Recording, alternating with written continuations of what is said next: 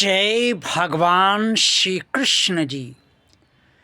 YouTube के अति सम्मानित प्रिय दर्शकों और भगवान और आप चैनल के अत्यंत प्रिय श्रद्धालु भक्तों, आप सभी को मकर संक्रांति की हार्दिक शुभकामनाएं।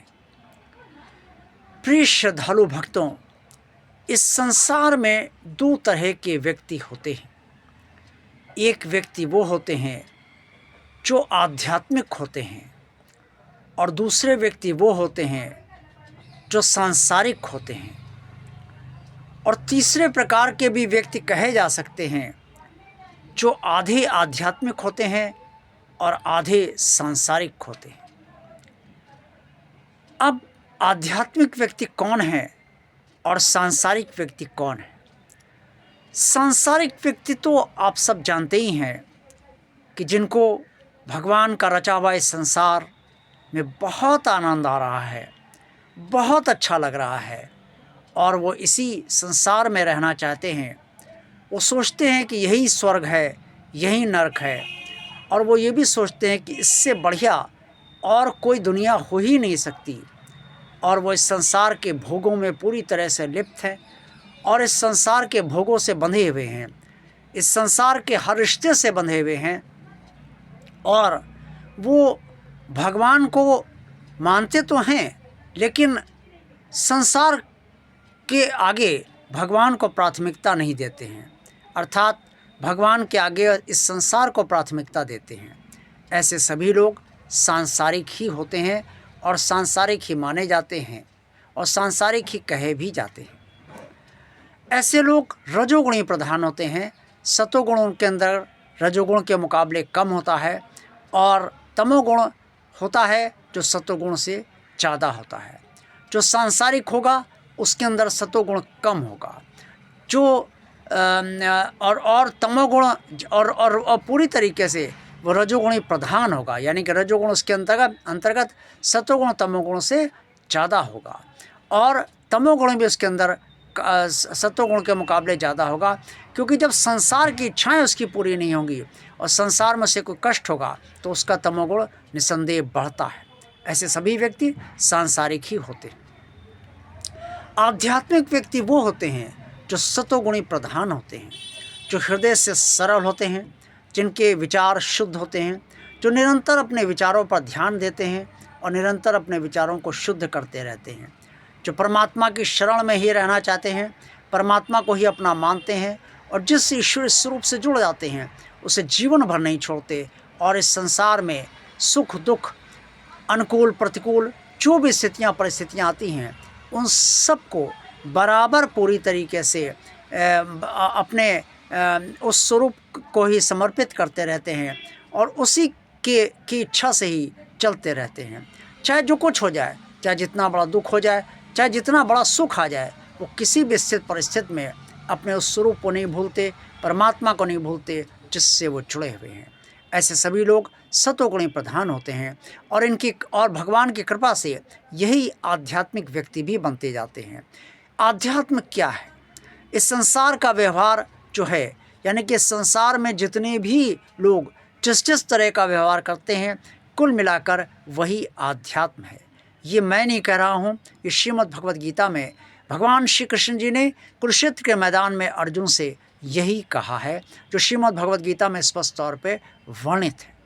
लेकिन आध्यात्म का दूसरा पहलू ये है कि हम भगवान से को प्राथमिकता देते हैं इस संसार के मुकाबले, और हम भगवान से जुड़े हुए हैं।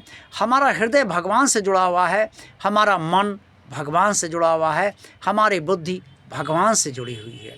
हमें भगवान के पास बैठना, भगवान की पूजा करना, भगवान का मंत्रोच्चार करना, भगवान के भजन करना, भगवान की आरती गाना, भगवान के कीर्तन, चिंतन और मंथन, इन सब में जो आनंद प्राप्त होता है वो इस सांसारिक आनंद से भी बड़ा प्राप्त होता है। ऐसे सभी व्यक्ति आध्यात्मिक होते हैं और भगवान से जुड़े होते हैं। ऐसे सभी व्यक्ति परमात्मा की कृपा से कल्याण के अधिकारी होते हैं और इनमें से कई व्यक्ति ऐसे होते हैं जो इसी जन्म में मोक्ष को भी प्राप्त कर लेते हैं। और धर्म अर्थ काम मोक्ष का जो अंतिम पड़ाव है, धर्म अर्थ काम के बाद अंतिम पड़ाव मोक्ष, उसे वो भी मंजिल उन्हें इसी जन्म में प्राप्त हो जाती है। ऐसे सभी व्यक्तियों पर भगवान की कृपा बहुत ज़्यादा होती है, भगवान के प्रेम में ये लीन रहते हैं और ऐसे ही व्यक्ति आध्यात्म के मार्ग पर आगे बढ़ते हैं, अर्थात भगवान के मार्ग पर आगे बढ़ते हैं, भगवान के बताए गए रास्ते पर चलते हैं और अंततोगत्वा भगवान को पा लेते हैं। ऐसे व्यक्ति ही आध्यात्मिक होते हैं। पहले प्राचीन काल में हमारे ऋषि मुनि संत और महर्षि ये सब जो रहे वो सब आध्यात्मिक ही थे, क्योंकि इन्होंने अपने तप से, तपोबल से, अपनी आराधना से भगवान को प्रसन्न किया और भगवान के बारे में बहुत कुछ जाना जो आज तक हम सबको पता नहीं चल पाया है। वो भी आध्यात्मिक ही रहे, उनके विचार भी आध्यात्मिक रहे। अब आध्यात्मिक विचार हैं क्या? आध्यात्मिक विचार ये है कि सभी को एक समान दृष्टि से देखना, सभी को अपना मानना, किसी को पराया ना मानना, चाहे वो बाहर के लोग हों, चाहे वो घर के लोग हों, सबको ये मानना कि परमात्मा ने सबको बनाया है और सबके अंदर परमात्मा निवास कर रहा है। आध्यात्मिक व्यक्ति वही है जो भगवान को अपना मानता है और अपने को भगवान का ही मानता है। आध्यात्मिक व्यक्ति वो है जो भगवान के बाद इस संसार को रखता है, इस संसार से पहले अपने भगवान को रखता है।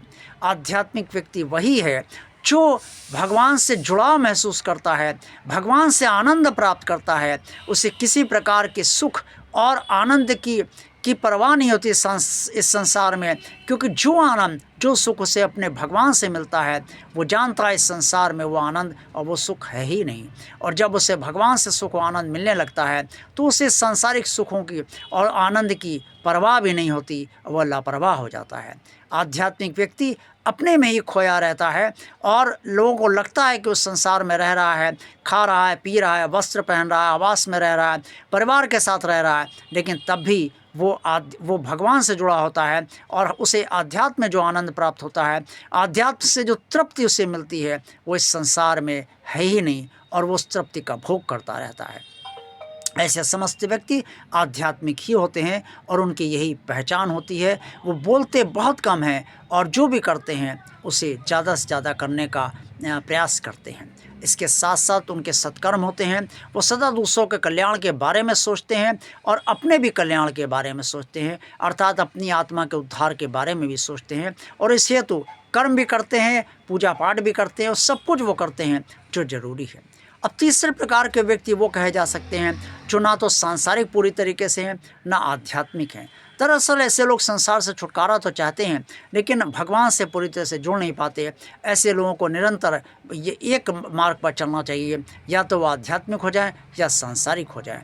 और अगर नहीं हो पा रहे हैं तो भी कोई परेशान ना हो, धीरे धीरे परमात्मा से प्रार्थना करते रहें और ईश्वर और अपने जिससे ईश्वर स्वरूप से जुड़े उससे प्रार्थना करते रहें और रोज़ करते रहें। भगवान की कृपा से वो भी आध्यात्मिक कभी ना कभी कि इसी जन्म में या हो सकता है इस जन्म के बाद वो बन ही जाएंगे। निराश ना हो, ऐसे व्यक्ति पर भी भगवान की कृपा रहती है और संसार में रहते हुए भी आध्यात्मिक बना जा सकता है, बशर्ते कि सारे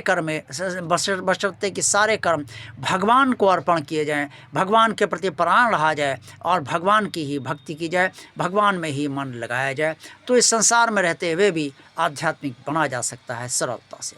आज का वीडियो आप सभी को अच्छा लगा होगा, इसे लाइक अवश्य कीजिए।